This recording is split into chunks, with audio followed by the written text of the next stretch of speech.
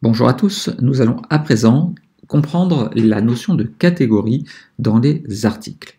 Nous avons appris à écrire un certain nombre d'articles et chacun de nos articles pour l'instant sont isolés et apparaissent uniquement sur la page d'accueil de mon site.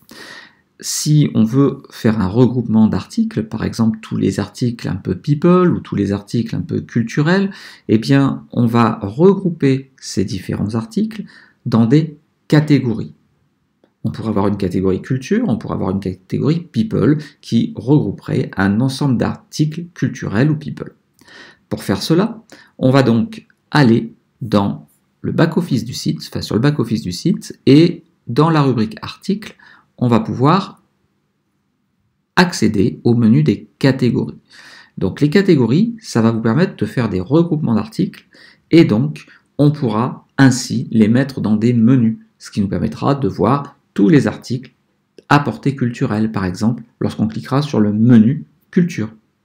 Alors pour faire cela, on va commencer par créer nos différentes catégories. Ensuite, on affectera les catégories à nos articles écrits. Alors faisons-le tout de suite. Là, j'ai été dans article catégorie et là, il me demande quel est le nom de ma première catégorie. Par défaut, vous voyez qu'il y a une catégorie qui s'appelle uncategorized ou non classé lorsque c'est traduit, ça dépend. Et tous nos articles sont pour l'instant uncategorized. Si vous voyez, là, je regarde la fabrication d'un t-shirt. On regarde en bas, là, juste sous l'image, on a écrit par Fabrice Lotte, donc ça c'est le nom de l'auteur, dans uncategorized, c'est-à-dire dans la catégorie non classée.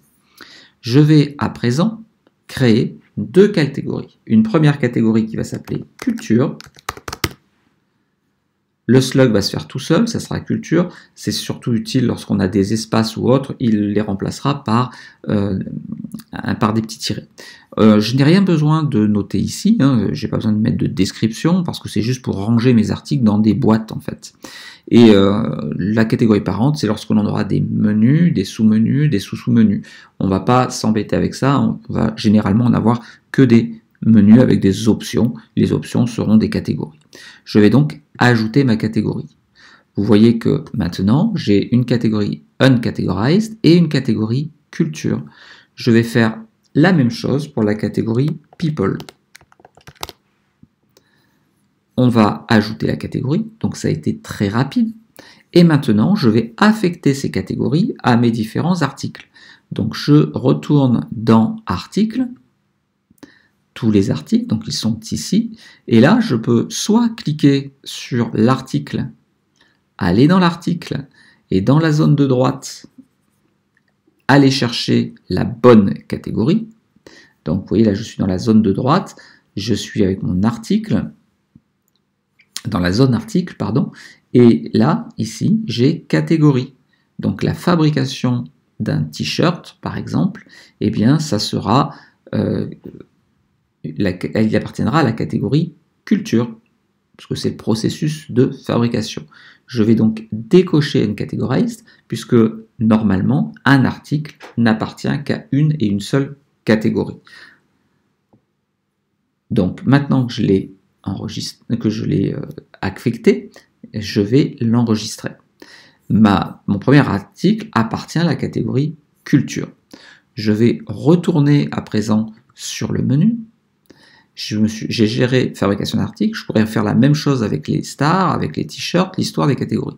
J'ai aussi la possibilité d'aller faire une modification rapide, et là donc ça va un peu plus vite, vous voyez que j'ai le titre, et là j'ai la catégorie culture ou people. Donc les stars s'approprient le t-shirt, là c'est plutôt un article de type people.